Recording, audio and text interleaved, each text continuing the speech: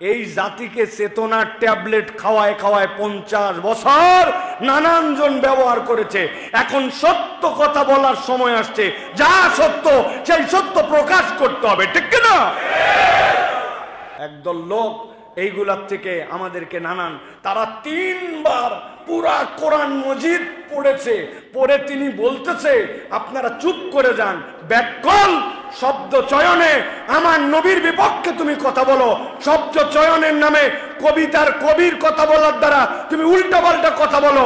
আমরা বলতে চাই সেটা কবির কথা হোক, দার্শনিকের কথা হোক, পৃথিবীর শ্রেষ্ঠ লোকের কথা হোক, তোমাদের ভাষায় বুদ্ধিজীবীর কথা হোক, আমার নবীর শানে এরকম একটা শব্দ চয়নে যদি বেয়াদবি হয়, মুসলমান ওইটাকে সহ্য করবে না। তুমি যাই হও না কেন, আমার নবীর ইজ্জতের আগে কোনো কিচ্ছু নাই, ঠিক না? রাখাল রাহা, তুমি কিসের রাখাল রাহা? তুমি নিজের নাম পর্যন্ত বিকৃত করেছো।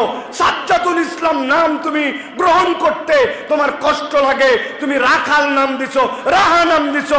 মুসলমানদের পাঠ্যপুস্তক নির্বাচনের জন্য দায়িত্ব নিয়েছো, আবার ভণ্ডামি করে নবী করিম সাল্লাল্লাহু আলাইহি ওয়াসাল্লামের বিপক্ষের বিভিন্ন স্ট্যাটাসকে অমুক কবির তুমুক কবির ভাষ্য বলে, স্যাটায়ার বলে তুমি চালাবে, আর মুসলমান চুপ করে থাকবে। এত সোজা নয়। এই লোককে এই জায়গা থেকে সরাতে হবে, ঠিক না? দেশ স্টেবল থাক, এই দেশ গঠনমূলকভাবে চলুক। আমরা এই দেশকে অশান্ত করতে চাই না, কিন্তু আমার নবীর ইজ্জতের প্রশ্নে দেশ তো দূরের কথা, পৃথিবীর কাউকে তোয়াক্কা আমরা করবো না, ঠিক না?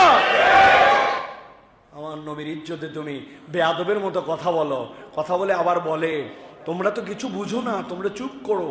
আমি কোরআন মজিদ 3 বার পুরা খতম করি। তুমি কি 3 বার খতম করছো? সামনে আসো, আসার পরে দেখি না তোমার কাছে জিজ্ঞাসা করি খতম করে তুমি কি বুঝলে। মুরুক্ষ হলে তো এরকমই মুরুক্ষ হয়, পড়ার পরেও অর্থ বোঝে না। ওর নাম হচ্ছে মূল মূর্খামি, ঠিক কিনা?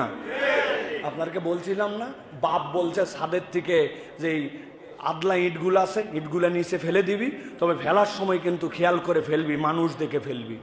ও তো ছাদের থেকে যা ইট নিচে ফেলছে, মানুষ টার্গেট করে করে সবগুলা ফেলাইছে। বাপ কি বলছিল যে মানুষ টার্গেট করে ফেলাতে? কিন্তু বলদ বুঝছে কি? বলদ বুঝছে যে ওর বাপ বলছে যে মানুষ দেখে ফেলতে। ও বলছে বাবা মানুষ দেখা মানে মানুষের মাথায় যেন না পড়ে, আর ও বুঝে নিচ্ছে মানুষ দেখা মানে মানুষ দেখে দেখে ফেলো।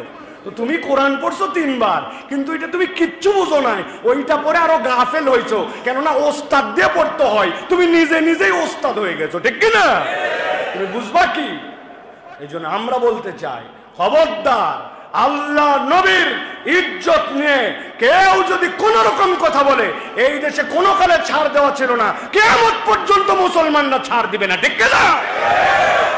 মনে রাখবা, প্রত্যেকটা শব্দ তোমাদের সব মেনে নিতে রাজি আছি। আমার নবীর ইজ্জত, আমার নবীর শানের সাথে কোনো বেয়াদবি, গোস্তাকি সহ্য করা হবে না।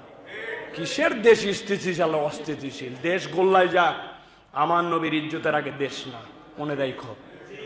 আমার নবীর ইজ্জত আগে, তারপরে দেশ।